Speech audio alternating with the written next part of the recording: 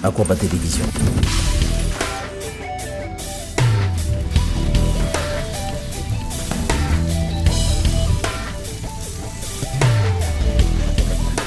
Aquaba Télévision, 24 heures sur 24.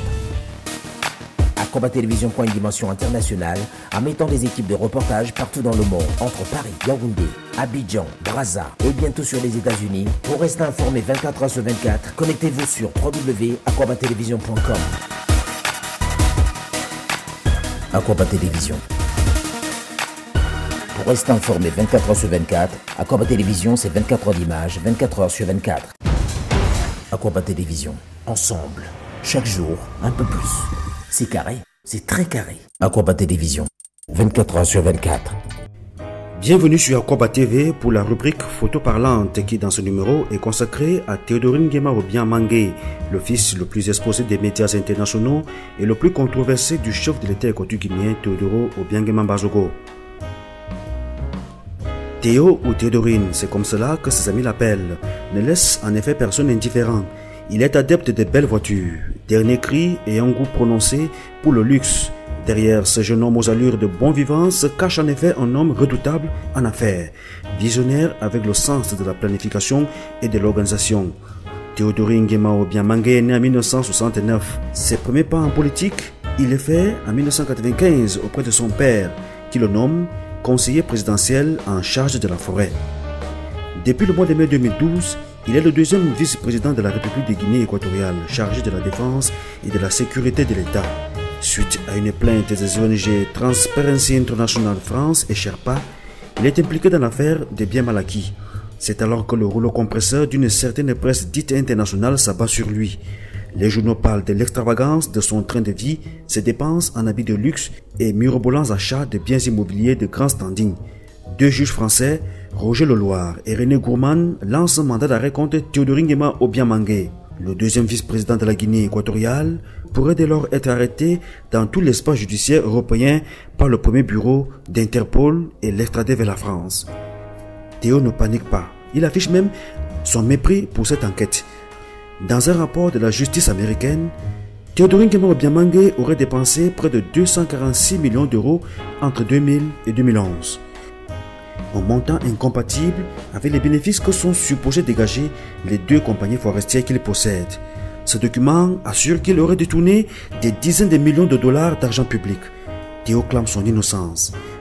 Maître Marcigny, l'un de ses avocats, déclare que l'abus des biens sociaux n'existant pas en Guinée équatoriale, il n'est pas anormal qu'un ministre de l'Agriculture, fils du président en exercice et propriétaire de la société forestière monopolistique du pays, passe des contrats avec l'État et utilise son argent comme bon lui semble. En 2012, coup de théâtre, Interpol décide de retirer de son réseau le mandat d'arrêt français visant Théodorine. Le mandat d'arrêt pour autant est toujours valable en France. Le clan du second vice-président de la Guinée équatoriale contre-attaque et parle de supercherie des Occidentaux visant son excellence Théodoro. Aquaba Télévision. Pour rester informé 24 heures sur 24, Aquaba Télévision, c'est 24 heures d'images, 24 heures sur 24. Aquaba Télévision. Ensemble. Chaque jour, un peu plus. Hamilton Houphouët-Boigny, un ami de longue date de Théodorine Nguema Obiang-Mangué, vient de créer sur Facebook une page pour inviter la jeunesse africaine à soutenir celui qu'il appelle affectueusement « mon jeune frère ». En 1990, il écrit sur sa page Facebook: « Alors que la Guinée équatoriale était l'un des pays les plus pauvres d'Afrique, je me rappelle comment Théo et moi, nous nous débattions en France pour parler du bois de la Guinée équatoriale, sa seule ressource à cette époque. Nous cherchions éperdument des investisseurs pour ce beau petit pays que tous les bailleurs de fonds ne voulaient pas aider en ce temps. 20 ans après, poursuit-il, celui que certaines presses européennes appellent le fêtard a appris auprès de son père, le président Obiang Nguema Mbazogo, le sens des affaires qui a permis de construire un pays qui est le plus riche et le plus émergent de l'Afrique vu sa superficie. Théodorine a la malchance d'être le fils de son père, dirigeant un pays que l'ex-colonisateur espagnol a toujours combattu et qui est devenu un producteur de pétrole et de gaz. Ceux qui se plaignent de Théodorine n'ont jamais reçu de plainte des équatoriens guinéens. Mais pourquoi les princes arabes, le sultanat de Brunei ainsi que les oligarques russes font ce qu'ils veulent en Europe, aux États-Unis, sans que personne ne crie gare, alors que le monde entier sait que la majorité de leur population boit du noir?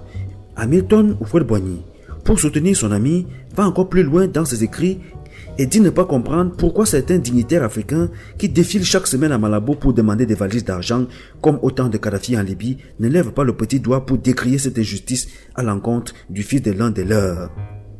Même l'Union africaine ne condamne pas tous ces complots dont est victime Théodorine. Il dit non plus ne pas comprendre pourquoi certaines organisations africaines qui se disent défenseurs des droits de l'homme ne lèvent pas le petit doigt. Disons non aux manipulations. Demain, il y aura d'autres Obiang en Afrique qui voudront l'indépendance économique de leur pays par l'utilisation de leurs ressources naturelles. Selon toute vraisemblance, entre 1990 et 1994, la Guinée équatoriale n'avait pas encore de pétrole que Teodoro possédait déjà des Ferrari et Lamborghini. Nombreuses sont les personnalités politiques, hommes d'affaires de tous bords qui seraient aujourd'hui, selon le clan Théo, derrière ces complots, à venir le rencontrer à Paris pour espérer bénéficier des grâces de son père. C'est la fin de la rubrique. Et si vous voulez aussi apporter votre soutien à Théodorine Nguema Obiang, une seule adresse Facebook. L'Afrique et sa jeunesse derrière Théodorine Nguema Obiang. Akoba Télévision. Pour rester informé 24 heures sur 24, Akoba Télévision, c'est 24 heures d'images, 24 heures sur 24. Akoba Télévision. Ensemble, chaque jour, un peu plus.